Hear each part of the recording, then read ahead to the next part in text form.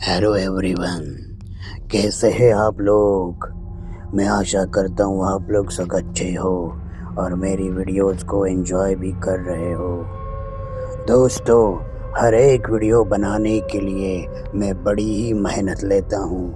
मैं आशा करता हूँ कि आप मेरे वीडियोस और चैनल्स को लाइक, सब्सक्राइब और शेयर ज़रूर करोगे। तो चलिए, आज की स्टोरी है बेटी पर भूत का साया।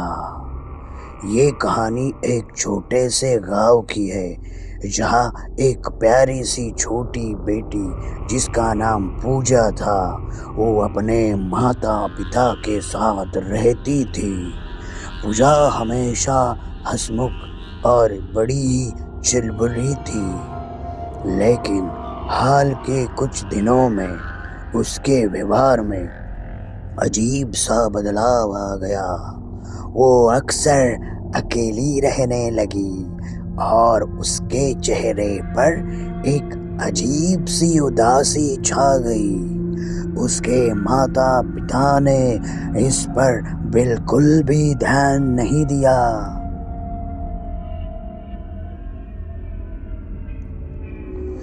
उन्होंने सोचा कि ये शायद किसी कारण से चिंतित है।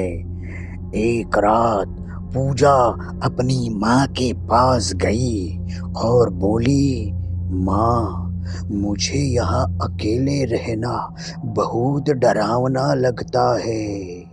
मुझे लगता है कि कोई मुझे देख रहा है। उसकी माँ ने उसे सांत्वना दी। कहा, बेटा, ये सब तुम्हारे दिमाग का खेल है, तुम चिंता मत करो। लेकिन पूजा की बातें सुनकर उसकी माँ को चिंता होने लगी। वो जानती थी कि पूजा की दोस्ती की कुछ समस्याएं हैं, लेकिन उसे ये समझ में नहीं आ रहा था कि उसकी बेटी को ऐसा क्यों लग रहा है। अगले ही दिन से पूजा ने स्कूल जाना भी बंद कर दिया। एक ऐसी ही रात पूजा बगीचे में खेलते हुए अचानक ठंडी हवा का झोंका महसूस करती है। वो देखती है कि एक सफेद साड़ी पहने हुई महिला उसके सामने खड़ी है। उस महिला के चेहरे पर एक डरावनी मुस्कान थी, लेकिन उसकी आंखें गहरी उदासी से भरी हुई थी। पूजा डर गई और दौड़कर घर वापस आई।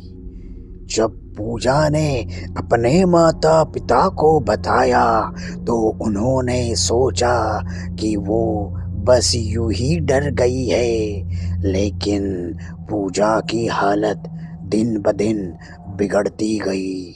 उसे रात में अजीब आवाजें सुनाई देने लगी, जैसे कोई उसे पुकार रहा हो। एक रात जब पूजा सो रही थी, उसे महसूस हुआ कि कोई उसकी गर्दन पर हल्का हाथ रख रहा है। वो जाग गई और देखा कि वही महिला उसके बिस्तर के पास खड़ी है। पूजा ने चीखना चाहा, लेकिन उसकी आवाज गले में ही अटक गई। इसके बाद से पूजा के स्वास्थ्य में गिरावट आने लगी। वो बिस्तर पर लेटी रहने लगी और खाने पीने से मना करने लगी। माता पिता ने सोचा कि ये कोई बीमारी है और डॉक्टर को दिखाने ले गए, लेकिन सभी जांच सामान्य थी। एक दिन पूजा की माँ ने गांव के एक बुजुर्ग से सलाह ली। उसने बताया कि उस भूतिया महिला की आत्मा पूजा से जुड़ी हुई है। वो आत्मा किसी कारण से पूजा को अपने पास बुला रही है।